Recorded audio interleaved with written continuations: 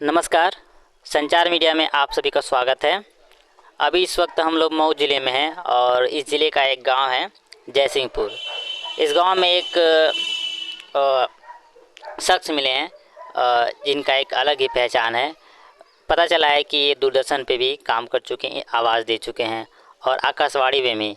और इनसे बातचीत करते हैं कि इनका कैसा सफ़र रहा और कैसे इन्होंने शुरुआत की थी। सबसे पहले सर, आपका शुभ नाम क्या है? मेरा नाम शुभ नाम सोती निषाद, अलीनगर जनपद मऊ का मैं निवासी हूँ।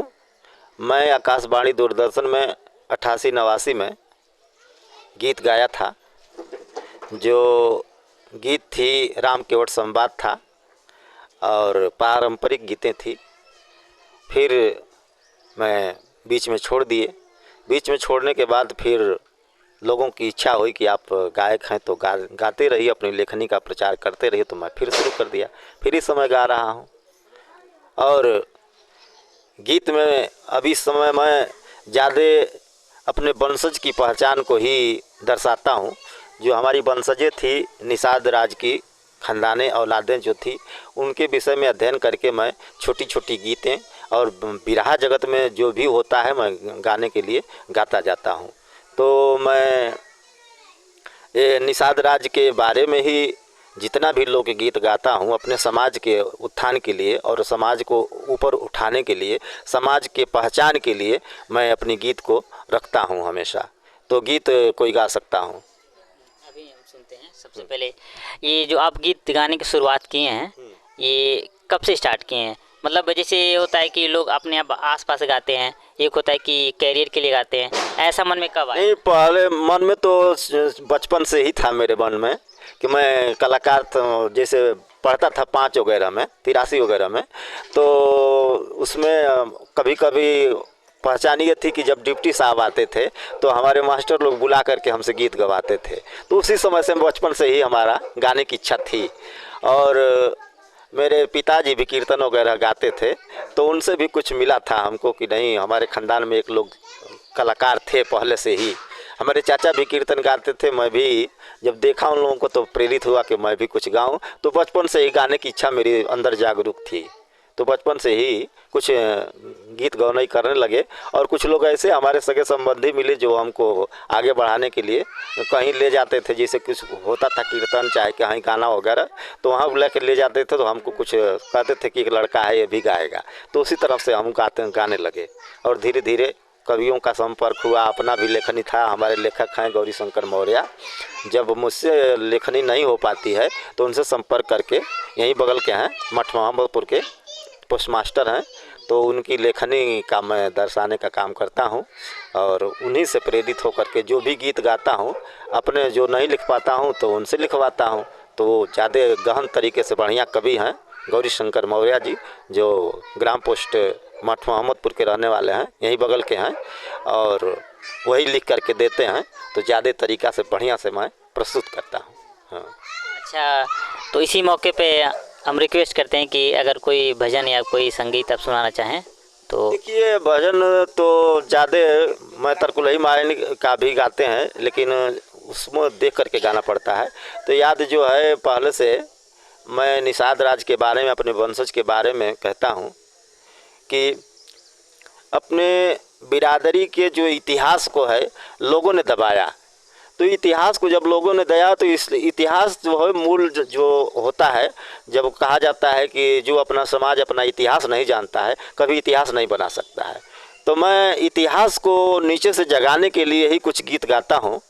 तो अपने बिरादरी से हमेशा कहता हूँ कि बन के गुलाम काहे दिनवा बितावेला, अपन इतिहास काहे माटी में मिलावेला, अपन इतिहास काहे माटी में मिलावेला। अरे पांडवन के गुरु द्रोणाचार्य सन्यासी, भारी एकलव्य साथे कइले अन्यासी। शिक्षित बिना दक्षिणा में अंगूठा के कटवावेला, आपन इतिहास काहे माटी में मिलावेला, आपन इतिहास काहे माटी में मिलावेला। अरे पांडवन के गुरु द्रोणाचार्य सन्यासी, भारी एकलव्य साथे कैले अन्यासी। शिक्षित बिना दक्षिणा में अंगूठा के कटवावेला, अपन इतिहास काहे माटी में मिलावेला। संविधान सूची 53 में मझवार हो, भारी एकलव्य आदिवासी बा खुखार हो। राजवंश इतिहास में बहादुर कहावेला, अपन इतिहास काहे माटी में मिलावेला। जुर्म अत्याचार शोषण फूलन नाही सहली, मारी गोली पापियन के माटी में मिलवली। अरे जुर्म अत्याचार शोषण फूलन नाही सहली, मारी गोली पापियन के माटी में मिलवली। राजवंश इतिहास में बहादुर कहावेला, अपन इतिहास काहे माटी में मिलावेला। रुकिए, बहुत सही आप गाने बहुत सही गा रहे हैं, बहुत मज़ा आया। इसी तरह से ये गीत हमारी है, बहुत बड़ी है तो मैं गाता हूँ और है थोड़ा भूल जा रहा है। अच्छा, ये जो गीत है आप खुद लिखे हैं कि कोई और लिखे हैं? ये गीत तो मेरे कवि नंदलाल जी लिखे हैं। ये गीत तो मैं प्रेरित करके उनसे ही लिखवाया है, तो गीत का जो है लय ताल वही दिए हैं कवि नंदलाल जी हमारे, जो हमारे में ढोलक बजाते हैं वही। जैसे कि हमारी पार्टी के जो भी लेखक होते हैं, चाहे जो भी दिमाग में आ जाता है वो लिख के दे देते हैं, तो मैं प्रस्तुत लड़का है और उस गाने के जो मूड में नहीं हो काम इस समय कर रहा है, वो रोडवेज का जो है कंडक्टर है, तो अपना काम धाम में लग गया है। एक ही लड़का है, एक लड़की है, तो लड़की भी गाने लायक नहीं है, उसकी भी शादी इस साल हो चुकी है, तो बस एक ही लड़का एक लड़की मेरे हैं, तो दोनों अपना काम दूसरे जगह चले गए। और परिवार में तो और कोई ऐसा नहीं दिखाई दे रहा है कि जो गाने में मैं ले आऊँ। परिवार में नहीं तो कोई ऐसा अपने समाज का या कोई और तो समाज के प्रति जागरूक कर रहा हूँ, अगर कोई होगा तो उसको तो निश्चित है मैं कुछ वंशज अपना कुछ दे के ही जाऊँगा। किसी को अपना गुड़ जो दे के जाएंगे, दे के जाएंगे, निश्चित रूप से किसी को न किसी को दे के जाएंगे। और मेरे चेले चपाटी हैं, मेरी एक चिलाइन है जो बहुत बढ़िया इस समय गा रही है, और मीनाक्षी राज, तो बहुत उसको रिहर्सल करवा करके वो मधुबन की रहने वाली है, तो बहुत बढ़िया से गा रही है। यूट्यूब में भी चैनल पर भी बढ़िया आ रहा है, वो मीनाक्षी राज है। और एक राधिका निषाद है जो लखीमपुर खीरी की रहने वाली है, मेरे पास रहती थी, समय नहीं है, उसको भी मैं गवाने का काम करता हूँ। राधिका निषाद प्रचार वगैरह में गई थी, लखीमपुर गया था अभी जल्दी में ही, जो गोला का हुआ था चुनाव, तो उसमें मैं एक हफ्ते उधर रह करके प्रचार किया हूँ। पार्टी का निर्बल का है वो, उनका बोलते हैं उनको सर्वहारा विकास पार्टी, सर्वहारा विकास पार्टी में मैं गाने के लिए गया था और वहाँ गीत प्रस्तुत की। गाने तो बहुत हैं समाज के प्रति, लेकिन थोड़ा देख देख के गाना पड़ता है। अगर समय हो तो मैं आधे घंटे के अंदर कापी लिया करके 2-4 गीत गा करके आप लोगों को दे सकता हूँ। चलिए, हाँ। फिलहाल ये बताइए कि जो आप एक अपने समाज का जो गुणगान है बताते हैं, जो इतिहास बताते हैं, अब कितने जिलों में आप ये जो है आप गा चुके हैं, आप जा चुके हैं? देखिए, मैं जिलों में तो ज़िले में तो ही गाता हूँ, तो अगले उथु में या अगले सत्र में जो गए थे यहाँ लखीमपुर ज़िले में, तो मैं पूरे एक हफ्ता पूरे विधानसभा में गोला गोकर्णनाथ जो सीट थी उसमें पूरे अपने समाज को जगाए। और गोरखपुर ज़िले में भी जा चुका हूँ, इधर देवरिया और अपना मऊ ज़िला और गाजीपुर, इसमें मैं प्रचार कर रहा हूँ। आजमगढ़ में अभी नहीं हुआ है, आजमगढ़ के लोग अभी एक ही बार गए थे आजमगढ़ में, फिर तो दोबारा चांस नहीं मिला। तो पार्टी को ले जाने में थोड़ा खर्च पड़ता है, इसलिए जो लोग बुलाते हैं वहीं मैं जाता हूँ। हाँ। अच्छा, फिर वापस आते हैं दूरदर्शन पे। जो दूरदर्शन पे आपका आवाज़ आता है तो रिकॉर्डिंग किस तरीके से होती है? लाइव आते हैं कि रिकॉर्डिंग होती है उसके बाद? नहीं, रिकॉर्डिंग पहले रिकॉर्ड बुला करके रिकॉर्ड करते हैं लोग, तो रिकॉर्ड करके रख लेते हैं।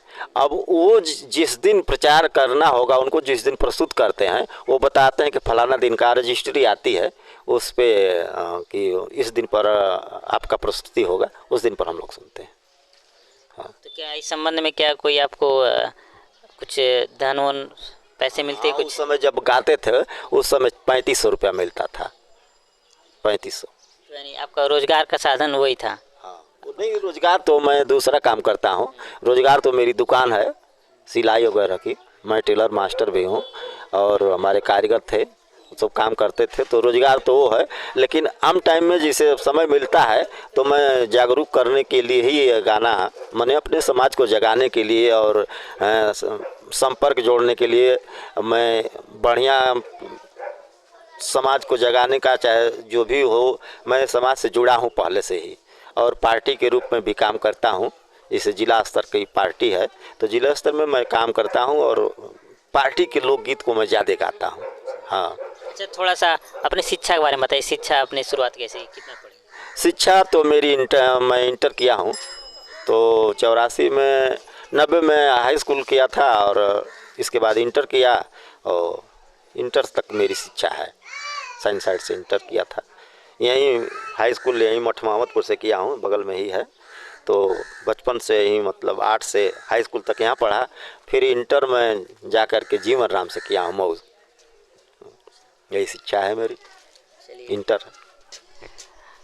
ये थे सोती निषाद जी, जो दूरदर्शन पे इन्होंने अपनी आवाज़ दी है और भी अपने निषाद समाज को जगाने के लिए अलग अलग जिलों में जाते रहते हैं और बिना पैसे की परवाह किए अपने समाज को जगाने और शिक्षित करने का काम करते हैं और अपने इतिहास को भी इन लोगों के सामने दोहराते रहते हैं।